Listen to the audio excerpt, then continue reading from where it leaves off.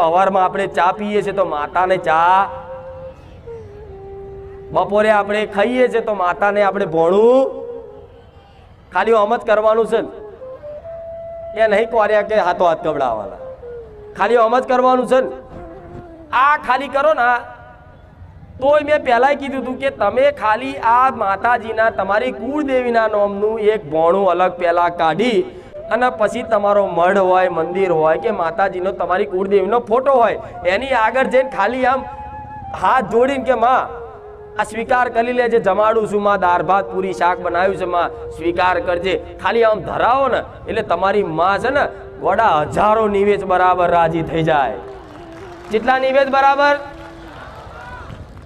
અત્યાર સુધી તમારા વડવાઓએ બધી હાથ હાથ પેઢીથી નિવેદ કર્યા છે ને, મોટી મોટી પલ્લીઓ ભરીને, એમાં જેટલો એના અમીનો ઓડકાર નહીં આવ્યો હોય ને એટલો આ સમયગાળામાં ખાલી મારા સાનિધ્યમાં આવે છે ને દીકરાએ ખાલી આટલો ભાવ જગાડી દીધો ને તે હાથ પેઢીના નિવેદ એક સેકન્ડમાં પહોંચી જાય। હું એ મેળવી છું।